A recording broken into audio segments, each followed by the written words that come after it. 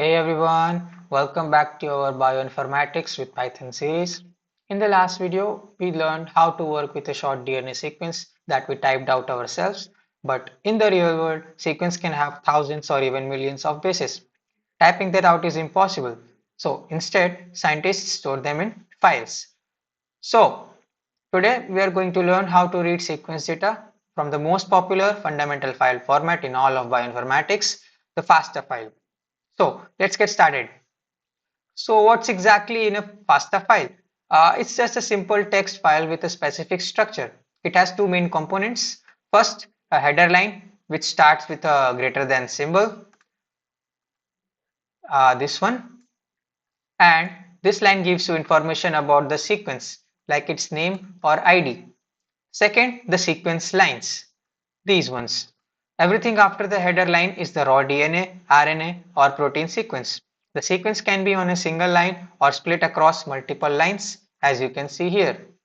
So we have already created one here in VS Code. I have created a simple FASTA file and I have named it my sequence.fasta. Now, a header starting with this greater than sign and the sequence split across a few lines as you can see. For our experimental purposes, I have created a very small file, but in general, FASTA files are extremely large because of the long length of DNA sequences. So for the time being, we are going to be using this file for our analysis. Right. So back in our Python notebook, the first step is to open and read the contents of this file. The best way to do this in Python is with a with open statement, which handles closing the file for us automatically. All right. So we will go ahead and start with open the name of the file mysequence.pasta, and we are opening it in read mode. We will open it as F for pasta and pasta content is equal to f dot read lines. Now let's try to print this.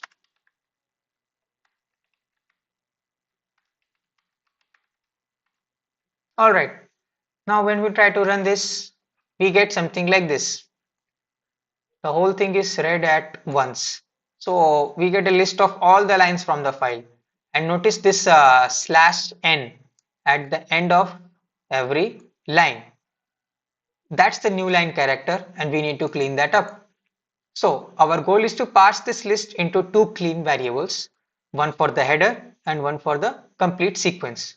We can do this by looping through each line. Alright, so now we will try to modify this same code. I will do it in a new cell so that you can understand better. FASTA header, we will keep it blank for the time being, and FASTA sequence. This will also be blank. Now we will open the file and parse it line by line this time. My sequence.pasta, same as previously, open that in read mode as F.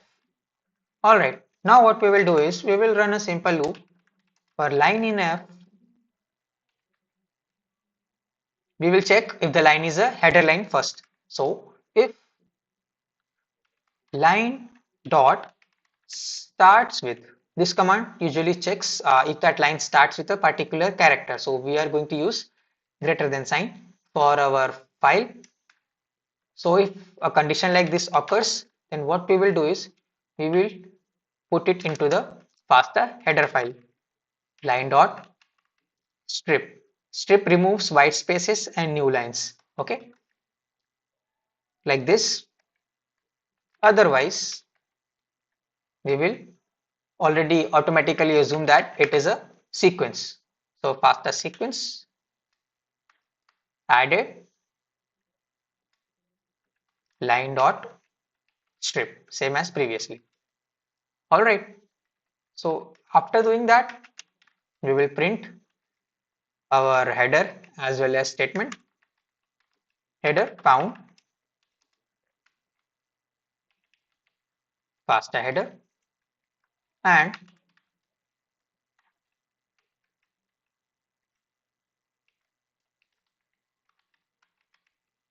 sequence found,